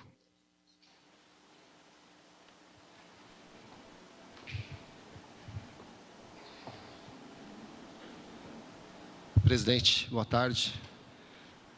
O senhor teve ontem, segundo a agenda oficial do senhor, o senhor esteve ontem por 3 vezes com o ministro Augusto Heleno, que hoje testou positivo para a doença. Então, eu gostaria de saber se o senhor pretende refazer o teste para saber se o senhor tem o coronavírus e também de saber se, caso existisse uma outra manifestação, se o senhor faria tudo de novo, iria lá e daria a mão para os manifestantes a seu favor. Muito obrigado. A jornalista Vera Magalhães, de forma mentirosa, sem qualquer compromisso com a verdade, está divulgando que eu farei um movimento dia 31 de março na frente dos quartéis. Fake news. Esse tipo de profissional não merece respeito por parte de nós aqui no Brasil. Lamento, a jornalista Vera Magalhães está divulgando um fake news. Ela poderia ser convocada se tivesse uma maioria consciente na CPI do fake news para falar sobre isso daí. Já há algum tempo, nós abolimos aqui o cumprimento de mãos na presidência. Temos usado todas as medidas possíveis para evitar a proliferação do vírus. E toda vez que converso com qualquer ministro, em especial na minha mesa, que é bastante larga, há uma diferença de mais de 2 metros nessas conversas. Mas não tem problema nenhum. Eu não sei o prazo mínimo, o Mandetta pode me dizer, quando é que eu posso me submeter a um novo exame, sem problema nenhum, posso me submeter ao novo exame se dá positivo ou não o coronavírus. Nós vamos todos trabalhar com o máximo de rigor. Casa, trabalho, máximo de proteção. Iremos nos testar caso tenhamos qualquer sinal ou sintoma, pela característica do trabalho ser muito similar ao trabalho, por exemplo, de um médico ou de um enfermeiro, que atende inúmeras pessoas que serão positivas, vão voltar para suas casas, vão trocar as suas roupas, vão dormir nas suas casas e vão voltar para o trabalho no dia seguinte.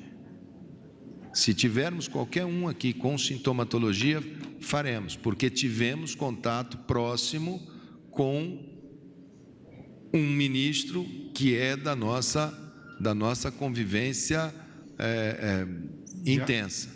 Então, não adianta fazer uma foto 3x4 de hoje, que pode dar negativo, e você ter uma falsa... O exame negativo não é um certificado é uma foto 3x4 daquele momento. Se eu tiver com coronavírus, eu posso estar no período de incubação, não tenho nenhum sintoma, posso testar hoje, posso dar negativo, e posso daqui a 24, 48 horas, o pico dos sintomas é do 3º ao 7º dia, com pico no 4º dia.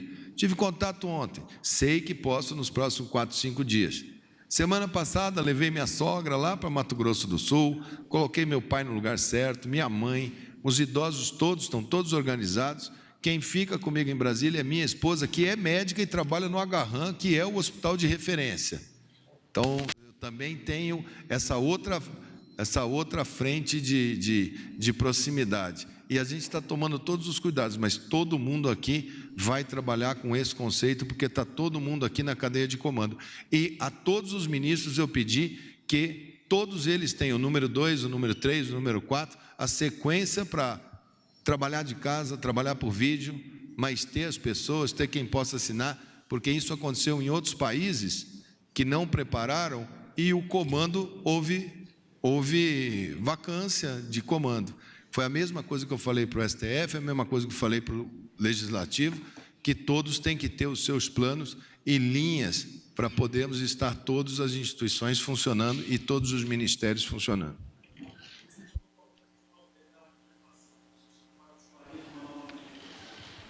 Eu não vou ficar baseado em hipótese. Eu acho que não há clima para ninguém, mesmo voluntariamente, pensar em fazer uma manifestação. Não há clima para isso. A realidade vai chegando aos poucos. Nós devemos evitar algo superdimensionado. No meu entender, inclusive, tem um grupo de direita para manifestar esses dias aí, que eu não tenho qualquer participação tocante a eles, já fiquei sabendo que cancelaram esse movimento também. Então, isso não existe, essa hipótese. Não podemos ficar vivendo em cima disso. Se o carnaval fosse semana que vem, não sei se teríamos meios legais de vetar o carnaval. Eu acho que não, mas se tivesse, com toda certeza, vetaríamos. Próxima pergunta, jornalista Ingrid Soares, Jornal Correio Brasiliense.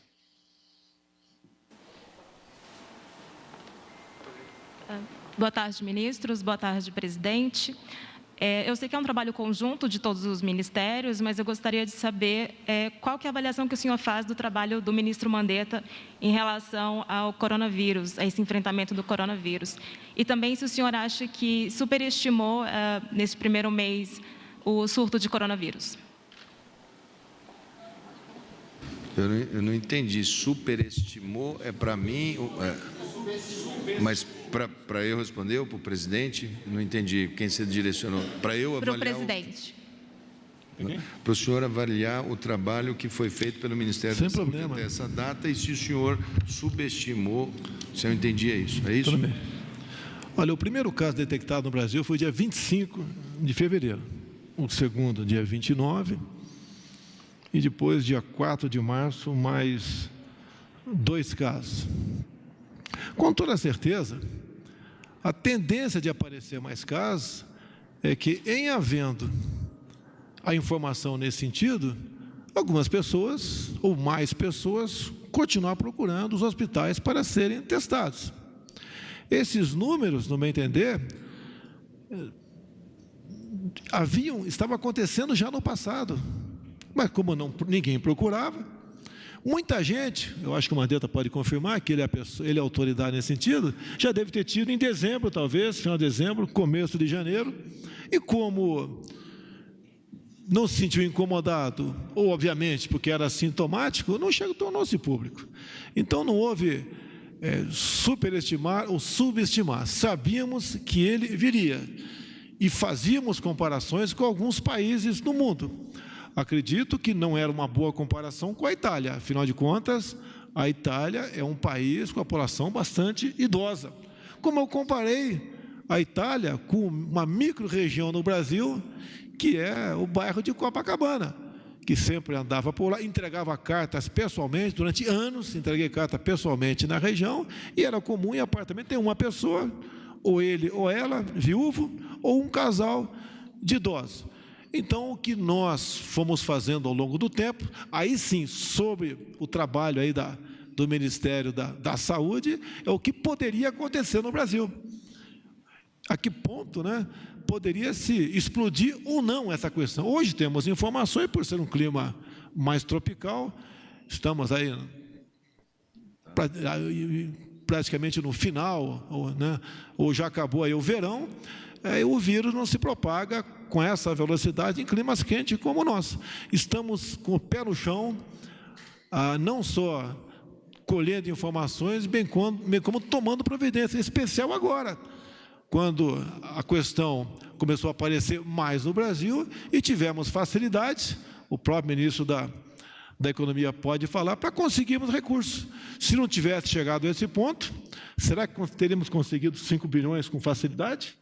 Acredito que não, porque no Brasil parece que existe uma cultura de você não poder se antecipar aos problemas. Não adianta você falar, vai acontecer isso.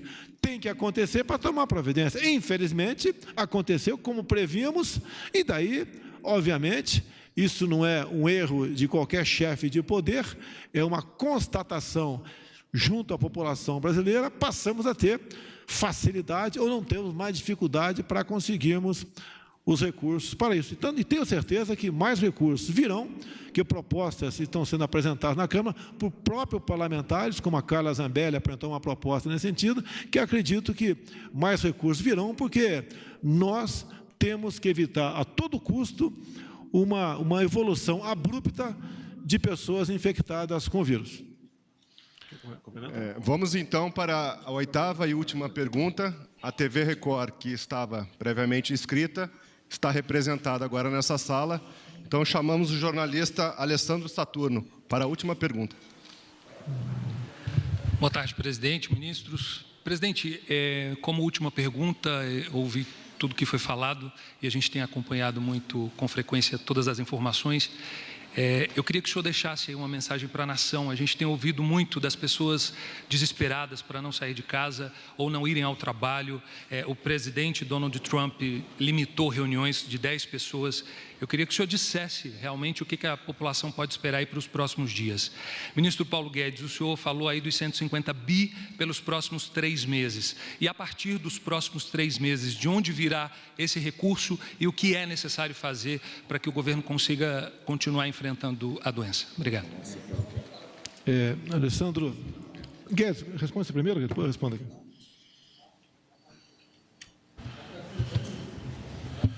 Bom, essa primeira onda, de certa forma, é um ano semelhante ao ano passado, mas com muito mais intensidade, o impacto é muito maior. Quando nós começamos o ano passado, o Brasil vinha a 1,3 ritmo de crescimento, 1,3, de repente foi golpeado e caiu pela metade. No primeiro trimestre do ano passado, a economia brasileira girou a 0,7, porque houve 2 impactos, Brumadinho e o colapso da economia argentina, para onde nós exportávamos mais da metade da indústria automobilística, dos produtos de indústria automobilística de exportação. Então, o Brasil foi golpeado logo no início. Nós entramos e fomos golpeados, a taxa de crescimento colapsou pela metade. Segundo trimestre, nós já estávamos em recuperação, já reacelerando para 0,9. Terceiro trimestre, já estávamos a 1,1. E no último trimestre, a economia brasileira já estava girando a 1,7. Ou seja, quando nós entramos em janeiro desse ano, nós já estávamos girando a quase 2%. Todos os empresários estavam registrando 2 dígitos. 2 dígitos. Crescimento de linha branca, imóveis, tudo girando a 2 dígitos. Então, o Brasil estava efetivamente decolando. Nesse sentido é que eu disse que era um fenômeno diferente do resto do mundo, porque o resto do mundo estava sincronizado em desaceleração já há 2, 3 anos. O mundo está descendo e o coronavírus remete a economia mundial com mais força ainda para baixo. O nosso caso era o contrário, nós estamos começando a reaceleração e fomos impactados. Então, o meu pedido foi sempre o seguinte: vamos reforçar o sistema imunológico do organismo. Da mesma forma que você fala, olha, dorme melhor, come mais, descansa bastante, evite abuso. Essas são as reformas estruturantes para o Brasil prosseguir e para isso ser só um impacto, uma onda. Essa onda que vem de fora é um tsunami, mas nós tínhamos condição de cruzar, de atravessar isso. Evidentemente, quando a coisa começa a chegar, e com todo esse horror que é, as pessoas parando, com medo, com pânico, a função tanto da presidência quanto do Ministério da Fazenda, da Economia, é dizer, vamos seguir em frente, vamos seguir em frente. Houve esse impacto foi sentido, a economia desacelera rapidamente, perde a arrecadação, e, ao mesmo tempo, o fato de termos que tirar do orçamento receitas que já estavam programadas, estava lá a Eletrobras com 16 bilhões.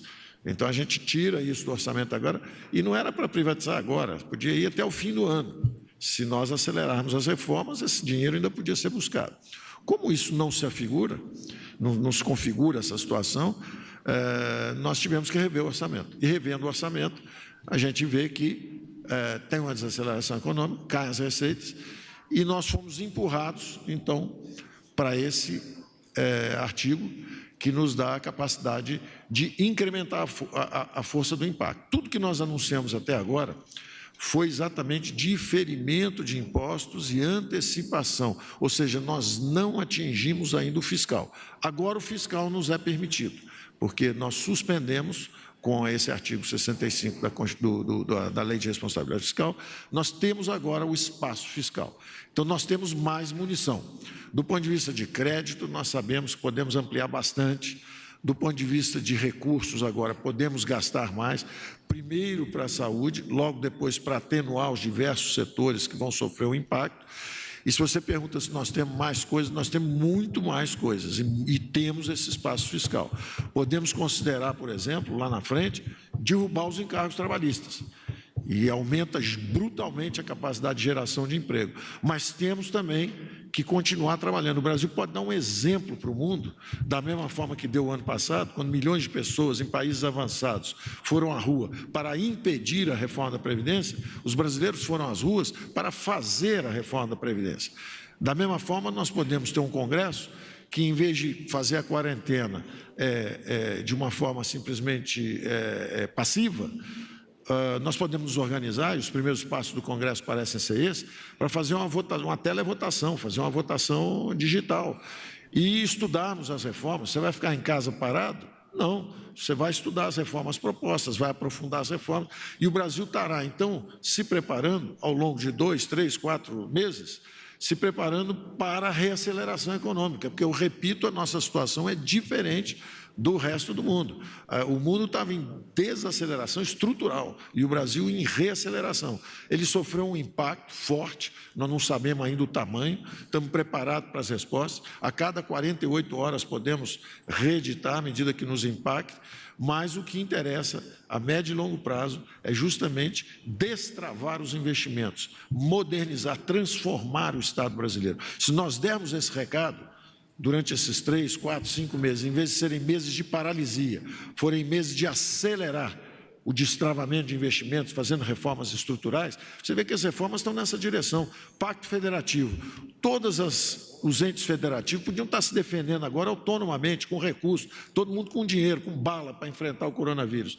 Não, eles precisam de recursos do governo central. Então, o Pacto Federativo é nessa direção. Da mesma forma, o saneamento. Você vê uma calamidade dessa de saúde pública atingindo o Brasil, 100 milhões de brasileiros sem saúde e sem saneamento, sem água, sem esgoto. Tudo isso está proposto lá. Essa capacidade de gestão descentralizada da crise, essa capacidade de destravar investimentos em saneamento, em energia, tudo isso está lá, em logística, o ministro Tarcísio precisa, as leis de concessões, tudo isso está lá. Então, vamos transformar esses 4 meses, em vez de pavor, em vez de pânico, vamos transformar isso em coragem, avanço das reformas estruturais, preparando um futuro melhor, porque o Brasil pode e deve ter essa reaceleração no segundo semestre, se nós trabalharmos bem. O que eu poderia falar para a população brasileira? O problema está aí, está batendo a nossa porta. Teremos dias difíceis, dias duros pela frente. Agora, serão menos difíceis se cada um de vocês se preocupar consigo, com seus parentes e com seus amigos. Somente dessa forma, seguindo os preceitos ditados pelo Ministério da Saúde, como, em primeiro lugar, medidas básicas de higiene, nós podemos alongar a curva da infecção e de modo que nós, Poder Executivo, através dos nossos meios, hospitais e demais órgãos de saúde, atender aqueles que necessitarem e atender com qualidade. Somente dessa maneira nós podemos não resolver, até porque não existe vacina para a questão do coronavírus, mas podemos atenuar muito com as medidas tomadas por vocês e, da nossa parte, atender aqueles, porventura, infectados com os meios necessários e adequados em nossos hospitais.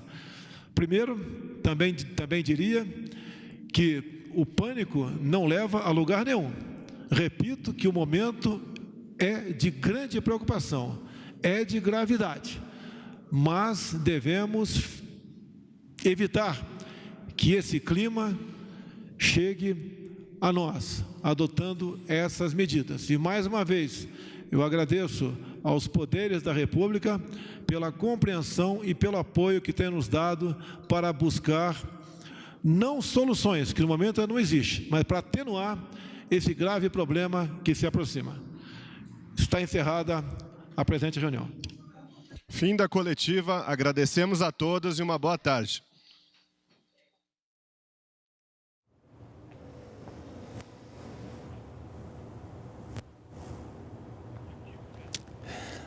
Tá, e portanto nós acompanhamos ao vivo do Palácio do Planalto em Brasília, entrevista coletiva com a participação do presidente Jair Bolsonaro e ministros, discutindo e apresentando ações de enfrentamento ao coronavírus. Você fica agora com a programação da TV Brasil. Continue bem informado também pelas nossas redes sociais.